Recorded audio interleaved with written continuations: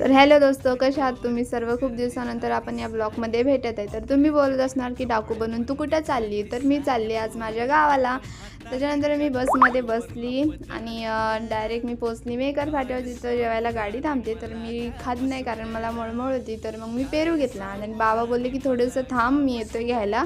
तर वेट करत होती. तेवढ्यात मामाची रिक्षा दिसली, त्यांच्यासोबत गप्पा केल्या आणि तेवढ्यात मला माझे बाबा घ्यायला आले आणि मग आम्ही गेलो माझ्या घरी. आणि घरी गेल्यानंतर माझी आजी गप्पा करत बसली होती बायांसोबत. तुम्हाला माहिती आहे गावात सगळे बसतच असतात एकमेकांसोबत गप्पा करत घरोघरी जाऊन. त्याच्यानंतर मी घरात गेली आणि घरात माझी आजी आली आणि आम्ही सर्व गप्पा करत बसलो थोडीशी इकडल्या तिकडल्या. आणि मग आजीन ते बोलले खाली खूप थंडी वाजते, तर चल वरती उन्हात जाऊन उभी राहू गच्चीवर. उन्हात गेली. वर बघाय आमच्या घराच्या मागे शेत आहे आणि खूप भारी वाटतं तिथे, हिरवगार वाटत होतं.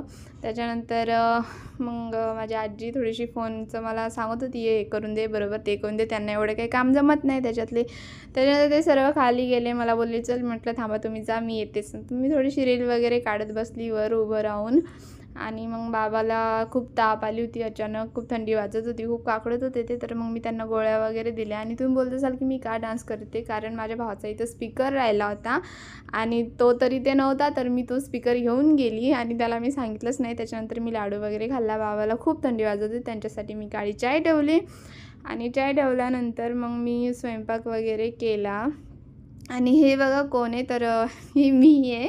लहानपणचे हे आमचे फोटोज आहेत. आणि बघा मी पिंक घागऱ्यावरती, मी खूप डेंजर राहत होती लहानपणी. खूप हसण्यासारखे फोटो आहेत, आता बघितलं तर खूप हसायला येतं आहे.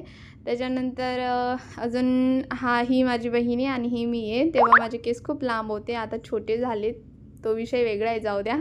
त्याच्यानंतर मग आमच्या दारात पाणी बघा किती छान येतं आहे, पण फक्त कपडे धुवायलाच ते पाणी घेते.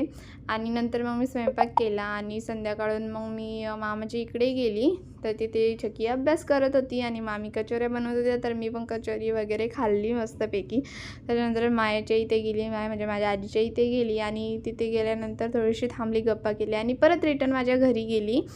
आणि तुम्हाला कसा आवडला हा माझा छोटासा आजचा मिनी व्लॉग, तर तुम्ही नक्की सांगा. Thank you friends, bye bye.